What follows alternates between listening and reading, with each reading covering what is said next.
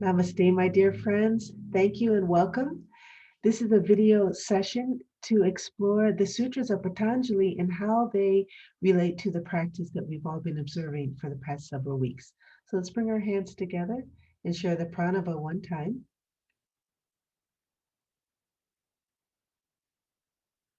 All together, take a breath in. Om.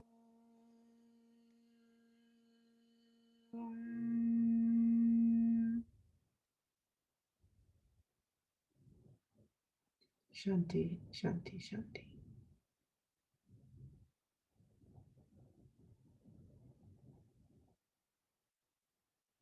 And as you exhale, release the pose and open your eyes. So if we look at the Sutras of Patanjali, we know that he defines yoga as meditation. It is the process, the path, and the goal is meditation. So remember, we can think of yoga as one of the schools of the Shardarshans. And as a Shardarshan, its purpose is to prove the reality that is explained in the Vedas. So in this case, when we talk about yoga, it is yoga is the practice and the theory to validate the existence of Ishvara, the supreme consciousness, and the reality of moksha, which is liberation. So in simplistic terms, we can say that yoga answers the question, who am I?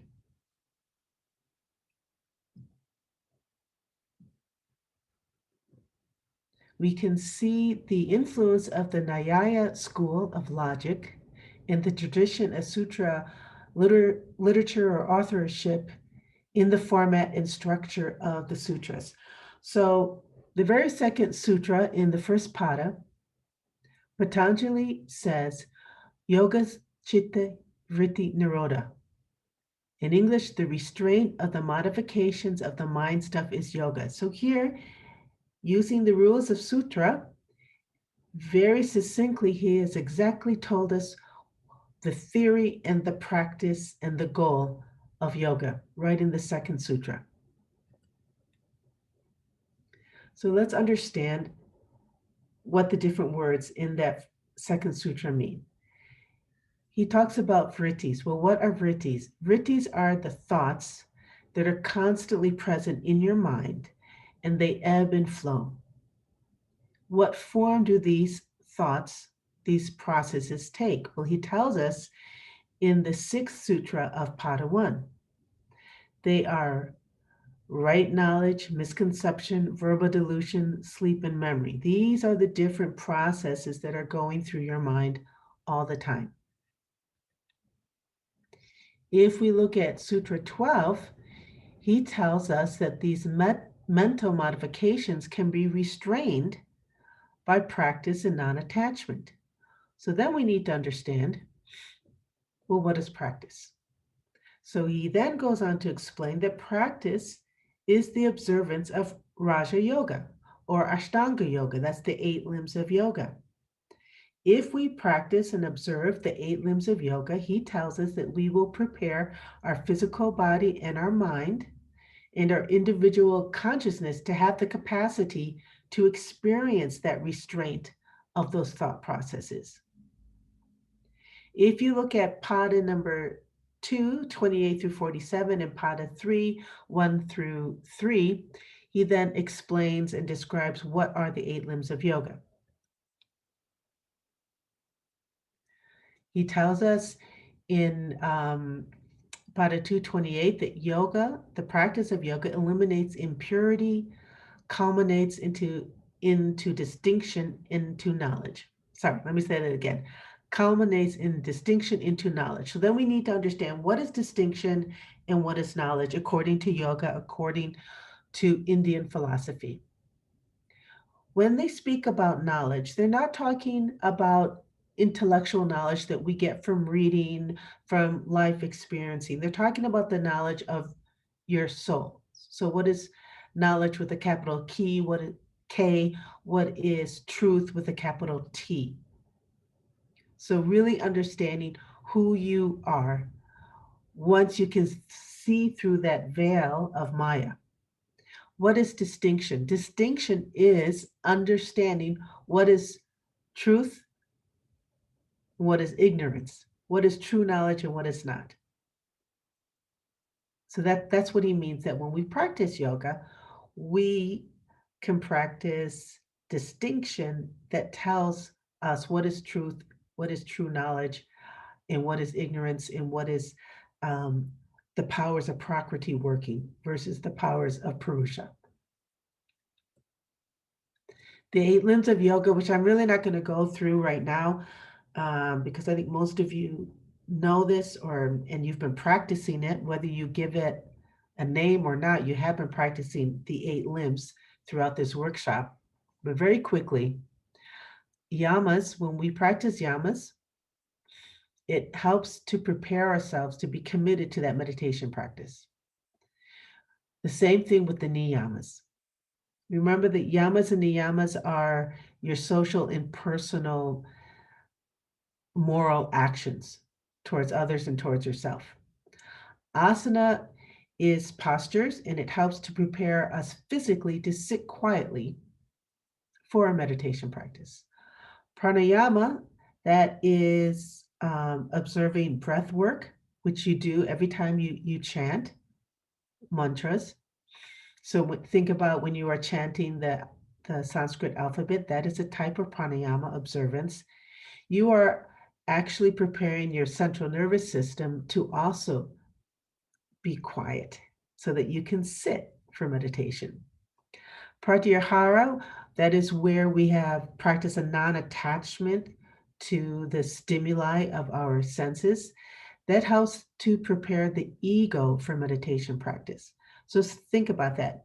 When our mind is receiving information and stimulation through our senses of the outside world, that information goes to our brain. We have a mental activity, remember vritti? That mental activity has the potential to trigger a feeling, an emotion of either attachment or repulsion, desire or not desire. But all those things create distinctions, separations, divisions, right? Categories. That is the definition in yoga of ego. And so when we practice and sit quietly in our mantra practice of the Sanskrit alphabet, we have the potential to also experience and observe pratyahara, where we no longer feel the ant crawling across our toe. That's just, an easy example. Or we are no longer distracted by the smell of brownies cooking in the kitchen nearby, because we're no longer attaching a thought process to that stimuli of that wonderful smell of chocolate, which brings us down the rabbit hole of thoughts and emotions. That is pratyahara. We practice dharana, 1 point focus, which you've observed it. We practice dhyana, which is the continuing, steady, constant flow of 1 point focus, concentration, which brings us to samadhi. That is Raja Yoga. So let's look at the meaning of non-attachment. I really like the sutra here of Pada 218, where Patanjali tells us that the purpose of Prakriti is to give us boundless opportunities to practice non-attachment. So he says that the scene, so Prakriti, everything around us, is the nature of the gunas. The gunas, remember, sattva, rajasic, and tamasic, which is illumination, activity, and inertia, and consists of the elements and the sense organs. So just as we were talking about the physical world around us. And the purpose of this physical world around us is to give us experience and liberation so that we can understand and be merged with Purusha. So I like this explanation of how we can look at what is non-attachment. What is the role of non-attachment? If we look at tantric yoga, remember tantric yoga says, yes, go forth into this physical world of Shakti and all the powers of the 10 wisdom goddesses, and let them guide you to understand who you really are by experiencing life and understanding that you are really a soul consciousness. And that is the purpose of non-attachment, which is said in this sutra. What is the nature of the mind? So we've been talking about vrittis, the thoughts, the mental modifications, but what actually is the nature of your mind? Well, if we look at Sutra Pada 141,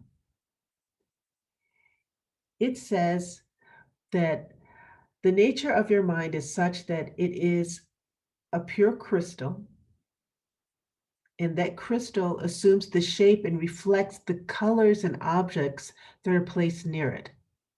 So when the yogi's mind becomes less susceptible to all the different thought modifications going on in its mind, as a crystal, that mind has a more clear, constant, balanced state of reflection of who you truly are, because the mind is no longer reflecting the constant flux of the physical world, but it's actually reflecting who you really are.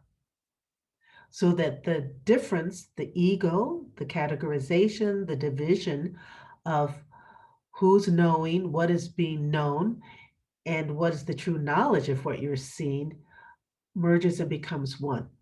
That is what samadhi is. So the nature of the mind with a yoga practice, when we say it quiets the mind, we're saying that it is reflecting more the inside of who you truly are, rather than your attachments and reactions to what's going on in the outside world. We can also look at Pada 2:18 in terms of how the Purusha mantra helps us experience the inside of who we truly are and the workings of our mind. When we look at, when we do our practice with the petals in writing the letters of the Sanskrit alphabet with the different petals in our chakra, we're also experiencing how the mind processes information and how we can observe that process and step away, find some distance. When we look at our daily practice of writing and reciting the alphabet and really practicing dharana, 1-point focus, and dhyana, a constant stream of 1-point focus, we are practicing Raja Yoga. Now, there's something called samyama in the sutras, which is the practice of dharana, dhyana, samadhi. And that is all happening in your practice for these past several weeks. So let's look at a few more sutras here. Tapas, Svadhyaya, and Pranayama Ishvara are part of Pada 2, the first sutra. And it says in English, accepting pain as help for purification, study of spiritual books, and surrender to the Supreme Being constitute yoga in practice. So, tapas, when we say accepting pain, in our practice, I like to look at it as accepting the daily discipline that it takes. Instead of staying in bed an extra 15 minutes, you get up and you do your practice. So pain doesn't mean self-flagellation. It means self-discipline. Svadhyaya, study of spiritual books. Okay, here in your practice, you're having your own self-study because you're taking the time to be quiet and do the practice, and you're studying your process. You're studying your reactions and the changes that have happened over the weeks. That's also self-study reading the PDF files that come with this workshop and looking at the different references that I have given, that is self-study. The next one, Pradhyana, Ishvara, surrendering to the Supreme Being. Well, remember, we've already talked in the previous lectures about what is who and what is Ishvara, what is Brahma, what is Brahman, what is Shiv, what is Shakti, what is Shiva. So for your own self, you can decide how you want to define the Supreme Consciousness. When we talk about surrendering, what are we actually surrendering? I like to think of surrendering as the understanding of what non-attachment is. But that's just me. So this is all a process that we go through individually, and we assign different words in categorization of processes uniquely and individually to each of us. But when we are practicing samyama, we are going through these three different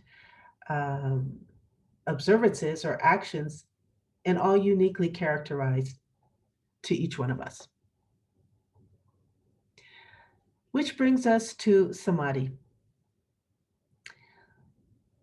In the general term, we say that yoga, the goal of yoga is to experience samadhi. But samadhi is nuanced. There are levels of samadhi. So here in the sutras, we see that there is something called distinguished samadhi and undistinguished samadhi, or samadhi with objects and samadhi without objects. So look at Pada 1, Sutra 17. Here we're saying that samprajñata samadhi, which is distinguished, so with an object, is accompanied by reasoning, reflecting, rejoicing in the pure I-ness. What does all that mean? Let's look at this samadhi, distinguished samadhi, comes in four different forms or stages or levels. We have the level where the samadhi of gross physical matter, so an object that you actually see like a candle flame. Then we have the subtle element of that candle flame. What is the potential energy that is a candle flame? Then we look at that candle flame from the process of our mind. So it's no longer the physical object, it's no longer the energy behind the subtle energy, but it is our perception now. So it's the perception of the mind looking at the flame. And then the fourth level is the ahamkara, or the ego. So remember, ego doesn't mean pride here in yoga. Ego means separation. So that last level of distinguished samadhi is looking at the candle flame, seeing and understanding the subtle energetic element. Remember Samkhya philosophy elements. So it is a fire element. What all does that mean? What is it really? And perceiving it and seeing that, I have a pure perception. Me, I'm looking at that flame and I'm understanding what it truly is beyond just a physical heat. That is the fourth level of distinguished samadhi. Here I just explained it again. This first level of samadhi is called savitarka samadhi, when we're looking at the physical object. The second level is called savichar samadhi. The third element, sorry, I can't see what I've written, is called sa'ananda samadhi. So here it's important to say and understand the conditioning of the mind has been quieted. So now we are seeing the true element, the true power, the true essence of that candle flame, and we are no longer attaching our intellectual thoughts and analysis and mental processes to that candle flame anymore, because we're no longer attached to those different categories that our mind used to go to. When I think of flame, I think of heat, I think of cooking, I think of transformation, I think of uh, I don't know, whatever it is that comes to your mind when you think of a flame. Now, those thoughts, those vrittis have now been quieted. Those vrittis are just habitual conditionings that we have through our life experience. So in this level of samadhi, it's quiet.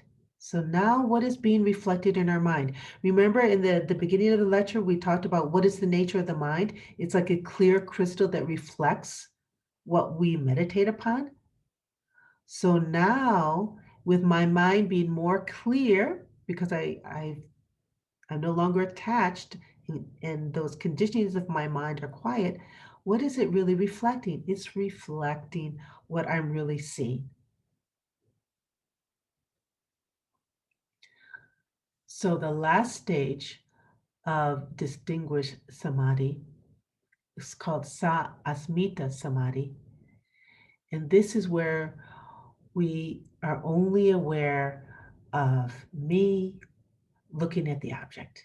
All the other conditionings of the mind, all the other vrittis, the flow and ebb of thoughts, attachments, emotions have quieted down. That is the last level of distinguished samadhi. So now that leads us to what is called undistinguished samadhi. So this is by the firmly convinced practice of the complete cessation of the mental modifications. Remember the vrittis, the conditionings of the mind, only the impressions remain. So now we are entering into undistinguished or on no object samadhi. So we no longer have the process of cognition. So the vrittis have been restrained, but what is left? We still have left, according to this philosophy, samskaras. Samskaras are thoughts, emotions, and attachments that are in that deep, deep well of our lake, of our chitta or our mind. Remember in I think 2 or 3 sessions earlier, we talked about the chitta and the mind. And in the mind, we have, in the waking state, we have the thoughts and the emotions and the habits and the condition of the mind in our waking state. But some of those thoughts are memories that we can access in our unconscious mind. And some of those thoughts, memories, emotions sink really, really deep into the bottom of a deep lake. And those emotional habits and conditionings of your mind are called samskaras. Now, they can be from this life right now that you're living, although samskaras can be from previous lives, depending on what you believe. In yoga, they believe that the samskaras are from both this life that you're living right now and from previous lives. So every action that you take in this life is creating samskaras. So how do we purify those samskaras so that they no longer, I don't want to say dirty, but they no longer dirty that crystal mind of our mental activities? Because we want to have our mind to be a pure, clean crystal that truly reflects our soul back to us, rather than reflecting our conditioned mind. So, how do we do that? Well, we enter into something called nirvichara samadhi. That is part of the undistinguished samadhi. In nirvichara samadhi, it's a transformational experience that through this practice over a long time and with strong effort, you have been practicing samyama, dharana, dhyana, samadhi. You've been practicing and experiencing samadhi with objects. That has quieted your mind. It has quieted the conditioning of your mind. So as you continue that practice with effort, you experience this special energy, which happens through nirvichara samadhi, which helps you transcend your samskaras. And it's, the way I'm talking about it kind of sounds like magic, but if you do the practice and if you understand and accept the definition and the description of what is the nature of your mind according to yoga, this starts to make sense. So you're practicing, practicing, practicing. You're experiencing nirvichara samadhi. You still are in the world of dualism because you still have your ego, but the power that starts to be created with this meditation begins to what they call purify the samskaras and create something new. It creates a different type of mental modification, a different type of conditioning in your mind. So let's look at Sutras Pada 3, Sutra 9, and Pada 3, Sutra 10. Here it says, the impressions which normally arise, remember every time we think something, there is going to be a memory. So the impressions that normally arise are made to disappear by the appearance of suppressive efforts. Suppressive efforts is your meditation practice that you're doing right now. As you do that, you create new mental modifications. Now, those new mental modifications are called Nirodha Parinama. The flow of Nirodha Parinama becomes steady through habit. All right, so let's go through that again. Normally in life, we have mental modifications, thoughts, emotions. Some of those thoughts and emotions stay in our waking state. Some of them go to our unconscious, our unconsciousness. Some of that unconsciousness we can access. Some of it is so deep, it goes into that deep level of our lake. But through this meditation practice, through experiencing the different levels of samadhi, we create new mental modifications called Nirodha Parinama.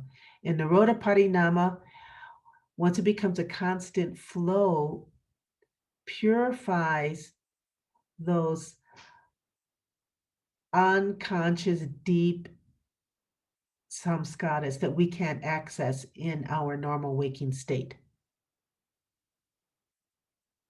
So once we have done that, that is when we experience undistinguished or nirbija samadhi. So those are the different levels of samadhi that are described in the Sutras of Patanjali. But it really comes down to something very simple, as Sri K. Patabi Joyce says, do your practice and all will come. Whether you are interested in knowing exactly which sutra it is that is part of your practice, whether you're interested right now in understanding the Shadarshans and how they influence your chakra meditation practice, it doesn't matter if you can remember that vocabulary or not, because whether you do or not, if you just do your practice, all will come. Namaste. Thank you all very much for sharing your wisdom and your practice with us. I'm very humbled to have shared this with you. And I look forward to our live Zoom sessions where we can share with each other. Thank you all very much. Let's end our workshop. Let's end our session now and share the pranava one time. Take a breath in. Shanti,